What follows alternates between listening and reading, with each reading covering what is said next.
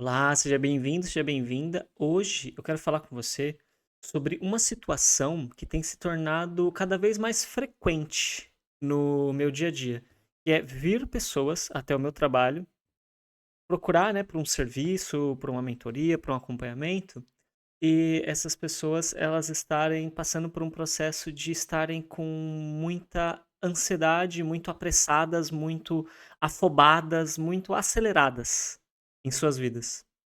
E é muito interessante que a maior parte dessas pessoas, elas realmente não têm um motivo real, objetivo, pelo qual ela deveria estar apressada, acelerada, afobada, querendo correr atrás das coisas, querendo fazer as coisas, resolver as coisas com velocidade. Mas quando a gente começa a aprofundar, uma coisa que vem aparecendo cada vez mais com esse perfil de situação é que essa pessoa, ela não sabe qual é o plano de vida que ela quer. Ela não tem literalmente um planejamento para saber qual é o mapa da direção da vida dela. Então ela é tão invadida por todas as possibilidades, por todos os convites, por todas as oportunidades, por todas as opções que aparecem para ela, que acaba que ela acredita, ela sente como se fosse uma obrigação dela, como se fosse uma necessidade dela dar conta de tudo. E para dar conta de tudo, ela precisa fazer o quê? Correr, se acelerar, se atropelar. Então ela começa a ficar ansiosa, ela começa a ficar nervosa, ela começa a se sentir incapaz, incompetente, porque não tá dando conta, porque não tá fazendo tudo que deveria. Quando na verdade, se ela realmente sentar, se você tá vivendo isso, se você realmente sentar com alguém que te ajude a entender qual é a sua missão, qual é a sua missão, quais são os seus talentos, quais são as suas melhores habilidades. O primeiro passo é esse. Quais são as suas melhores habilidades?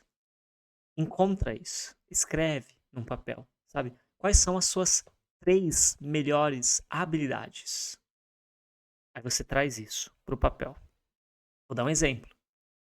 A minha é se comunicar, uma das minhas principais habilidades. Uma outra é a capacidade de enxergar os potenciais e também os pontos cegos que as pessoas têm.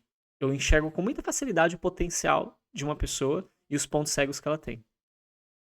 E uma outra habilidade, um talento que eu tenho e que eu também invisto para melhorar ele é esse desejo de ensinar pessoas, de ajudar pessoas a dar um próximo passo, a se desenvolver mais no seu autoconhecimento, nas suas habilidades, nas suas competências.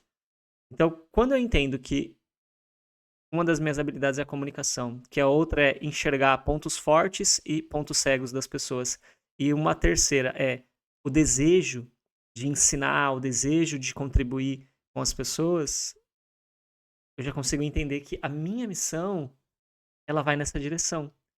Mas não é alguém que está me dizendo qual é a minha missão. Eu estou olhando para os meus melhores talentos, para as minhas melhores habilidades. Então, beleza. Então, a minha missão ela está relacionada com enxergar pontos fortes e cegos das pessoas, ajudar elas através do ensino, através da informação, através da educação, e usando a minha comunicação eu faço isso. Legal. Então, a minha missão é contribuir com pessoas através disso. Beleza. Bacana.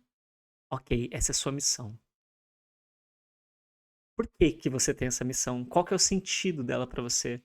Por quê? Ah, porque eu acredito que a vida das pessoas vai ficar melhor, né, se eu ajudar elas a enxergar o potencial que elas têm, que elas ainda não conhecem ou não acredita.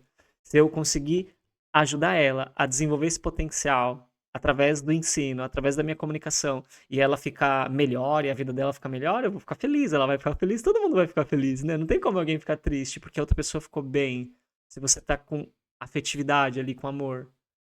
Então você vai ficar feliz. Legal. Então o benefício da minha missão é ver o outro crescendo, ficar feliz, todo mundo ficar feliz junto. Legal. Objetivo bacana. Agora o seguinte, o que você vai fazer? Então, para que você consiga contribuir com as pessoas.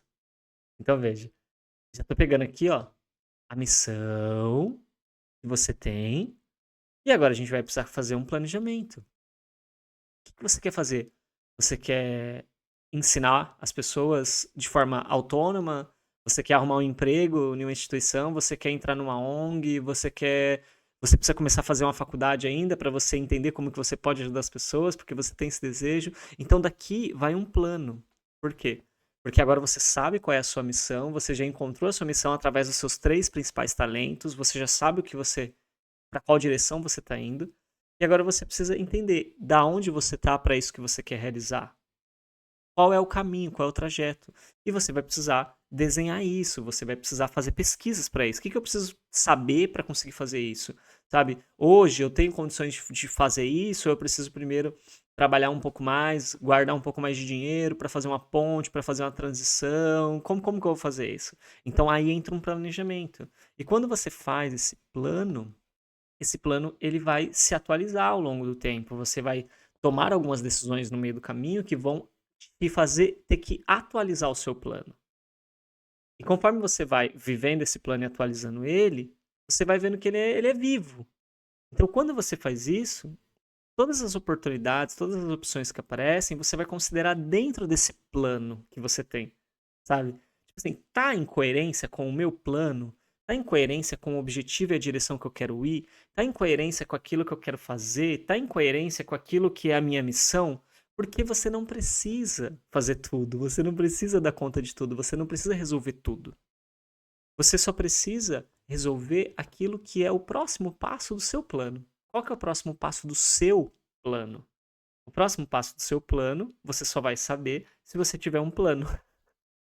Se você não tiver um plano, você não sabe qual é o próximo passo do seu plano. E vivendo em uma sociedade que te dá muitos estímulos, que te dá muitas exigências, muitas cobranças, isso se torna um prato cheio, um banquete para você ficar extremamente ansioso, ansiosa, afobada, afobada, acelerada, acelerada. Então você percebe que muito do que a gente está chamando hoje também de ansiedade, não que a pessoa não esteja vivendo um processo ansioso, mas a raiz disso não necessariamente é algo vinculado à questão de saúde dela.